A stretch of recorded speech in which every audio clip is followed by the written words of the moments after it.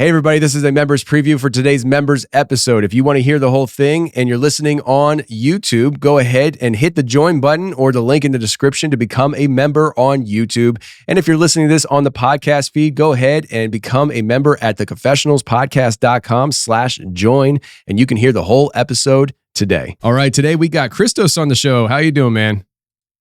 I'm doing good, Tony. How are you? I'm good. So, listen, man, you're over there in Greece. I've never talked to anybody on the show that's from Greece. I don't think I've ever talked to anybody from Greece. So this is exciting for me. And let me ask you a question, though. We were looking at the map here a little bit because I was looking to try to find where exactly you are. You're on an island, which is awesome, island life. But I'm looking at Greece, and I want to know, first of all, I want to know two random things. One, how did you find the show? Is it like, did you just stumble across it or what? But also, answer this part first. In Greece, is there a difference between today's language and what the Greek language would have been in like biblical times that the New Testament was written with? Is there a difference in the language, or is it more? Is it the same, or is it? The modern Greek, I think, is a lot more simplified. But once you get into regional dialects, for example, the village I grew up in, my hometown, let's say, all the elder people speak in a local dialect that's different to the next village over. And those local dialects, if you actually study them, if you get a philosopher, let's say, not philosopher, a philologist to study the language, you would find crazy similarities with more ancient Greek. That's interesting. That is interesting. It is. It's strange. Yeah, because that's the question I couldn't remember when you and I were just getting ready to start recording. I can't remember what I was going to ask. That's what I was going to ask you because it's a question that I always wonder. You know, like when it comes to, because I know when it comes to Hebrew, there's a difference, but I didn't know if there's a difference with the language with Greece in Greek, and so that's good to know. And definitely there was for the higher class a dialect that used to be used and taught in schools when there wasn't wide access to schools, maybe 60, 70 years ago, and that was also closer to ancient Greek, but still a more simplified version, let's say. That's understood. I mean, even here in the States, I mean, we hear recordings from, the 1950s, a radio broadcaster talking, and they talked different. They sounded different. They actually used words and sentences different than the way we do now. Everything's been, like you said, simplified. That's a great way to put it. Like, I think in general, you shortcut with the language as time goes on. It just becomes much more simplified and not as beautiful. So I suppose, although I do wonder if it's cyclical or natural in some way, as in if these conditions will bring forward a new type of language or dialect that will be more expressive with today's ideas that we're trying to pass on. I don't know if that makes much sense, but you know what I mean? Like maybe there will be some natural update to widely used languages that will end up regaining some complexity that might be lost. That'd be a beautiful thing. We'll see what happens. So let me ask you a question about this whole thing. First of all, I guess, how did you find the show? I'm curious as to how somebody in Greece finds the show. I don't know what to tell you. It was, I think, coincidental, maybe because I used to look at some creepypastas and such when I was younger, and I still have the same YouTube account. The algorithm threw something out, but I really cannot say. It was just recommended to me one day, and I clicked on, and I happened to be very close to some experiences I've had, and the people you had on at the time were strangely like relatable things that they were talking about. So I kept watching, and I thought one day, why not? Let's send a message, see what happens. Well, I appreciate you did. And I was kind of hoping there was like a story like, well, I was driving my car and I heard on the radio somebody mentioned about this podcast in America. But no, it's just a random find. So, Hey, maybe like if I'm the first, slowly, who knows? yeah. Yeah. Well, all right, let's get into your story, man. So you have a few things here. And in your email, I see the first experience and the last. You listed three, or I guess like three categories essentially. But the first and the last seem to be these creatures that you've run into to a certain extent. I'll just call them creatures. I don't know if you would call them creatures. And then the middle one it seems like more lights and UFO maybe or something like that. So let's just get into this. The first occurrence. Talk to us about this, man. Like, what were you doing and what happened? I know you had multiple people experience this. So yeah, that's the strange part that's left me questioning things a little bit. And also I was left many times with a question of what would happen if there were even more people around. Would they corroborate? Is that the correct word? My story? Would everyone agree if it was just, instead of 4, there was 10 people, But not to waste your time, the first occurrence I referred to took place right after I returned from university. I was studying in Scotland, in Edinburgh. I was doing a marine biology course. And I had just gotten back, and there was one more Greek guy in the biology department that we became great friends with. And he surprise visited me with some tickets to a festival in the middle of nowhere. And I thought, I was 20, 21 years old. I thought if I don't go, I'm going to regret it.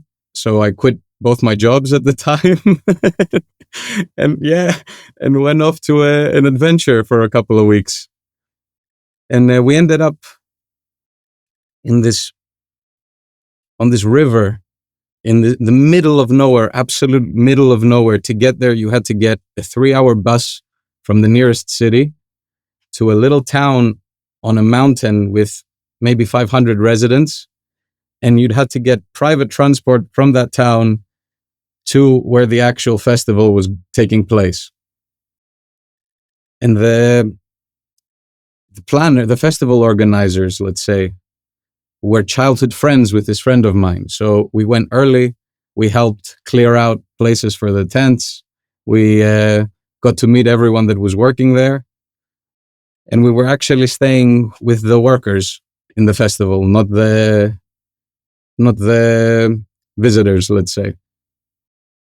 And on one of those nights, it was me and 2 women, both mothers, both absolutely not the kind of people to party, not drinking, not taking any substances, drinking coffee and smoking roll-up cigarettes, That's a very typical Greek behavior. And we were sitting in our campsite, which was not too isolated from other campsites, but still apart from everything, because it was with the staff that wanted to rest. They didn't want to be close to the party. And I'm not going to lie, that night, I was not completely sober. I had been drinking, but I was not to any degree incapable of interpreting my surroundings. I was completely able to function and interact, and I knew what was happening,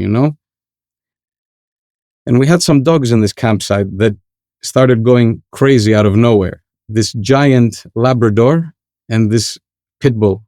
And they were both pulling on their chains towards the same corner of the campsite, let's say. And you could hear something heavy moving.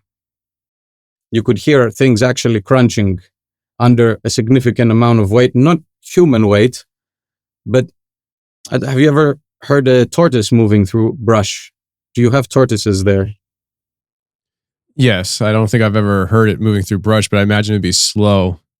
It is, and you can hear it bending things as it walks and kind of moving the brush around, And the 2 ladies that were there, they both got a bit scared. So it fell to me to go check it out with a big flashlight. And I went to the source of the noise, and I squatted down over where I could hear the noise coming from.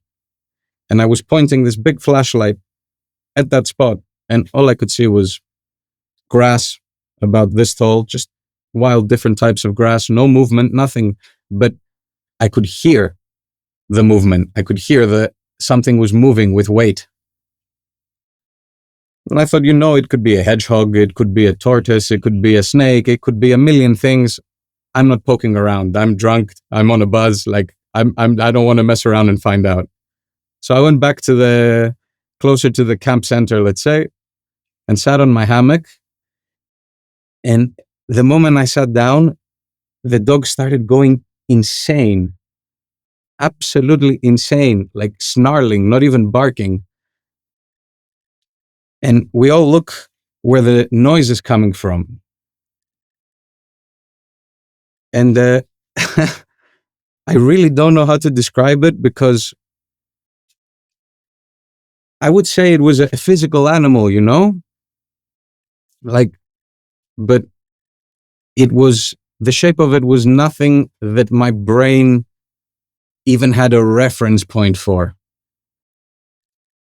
I couldn't interpret where the head was, where the tail was, what was happening. And neither could the two ladies that ended up on a picnic table with big flashlights pointed at the thing.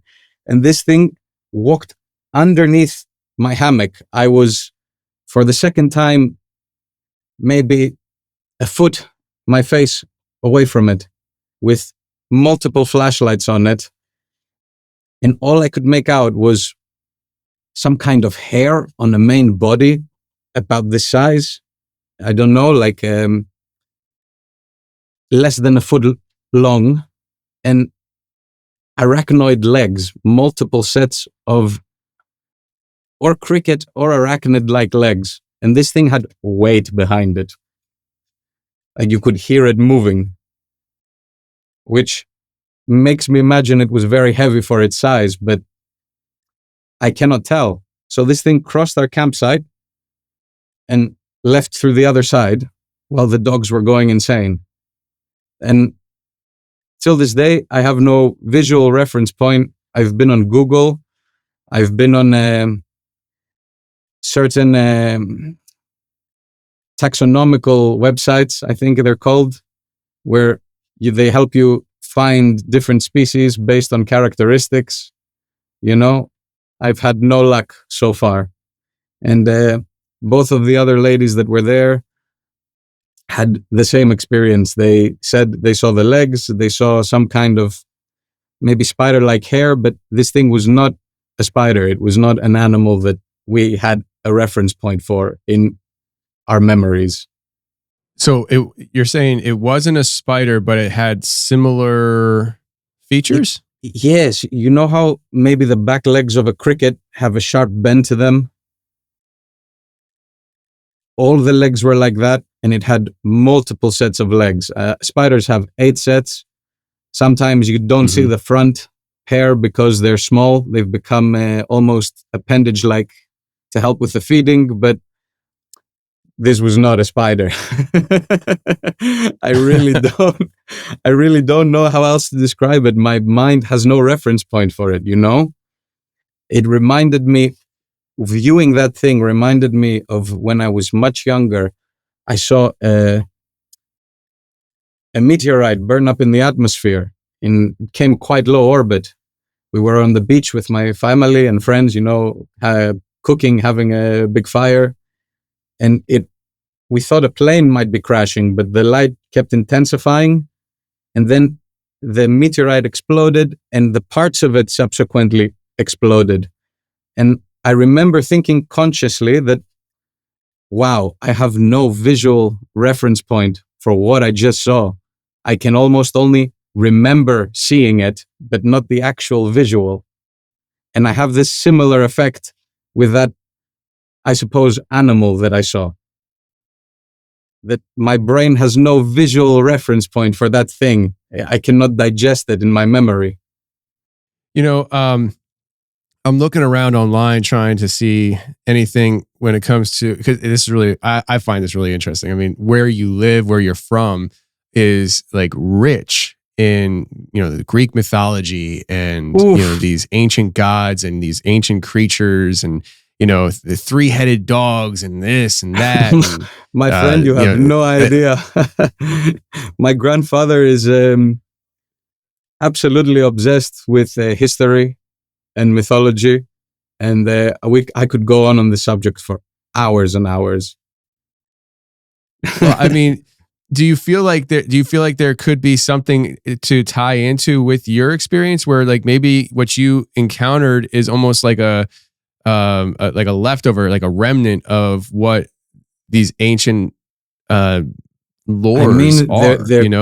There could be. With this first experience specifically, I had the sense that it was more biological, more something akin to a natural nature, let's say, to normal nature, what we would expect. But perhaps because this took place on the mainland, I'm telling you, in the middle of absolute nowhere, there is a possibility that it could have been an insect or a type of arthropod, let's say, that we just don't know it exists here, It could be something that has already been found in some crazy tropical environment, but here it's that rare. But there's a rich history in Greece and in mythology and in actual historical records of insane wildlife, from lions to elephants to all sorts of things in the history of Greece, So maybe it's something that was once known about, but has subsequently been forgotten. However, Now, the rest of the experiences, I'm sorry to interrupt, you could make a case that there is something in the way that you said, maybe related to interpretations of mythology. But sorry, take it. yeah, no, this one I find interesting because I think that there's, sometimes I think the from the past, the information we have from the past, nowadays they'll call it, oh, that's not real. It was just a legend that, whatever. But I think there's truth to these kind of things. And I just looked up, and with your grandfather being who he is, maybe you have heard this before. I don't even know how to pronounce it, but it's the daughter of Idmon. The name is Arachne. It's like a goddess. Yeah, and she it says here she was a weaver who acquired such skill in her art that she ventured to challenge Athena. And down here it says she herself was changed into a spider. So I mean, I don't know. There's some similarities there. I love this stuff. Like I love hearing, There are so many accounts of jealous or prideful gods turning humans into animals or hybrids thereof.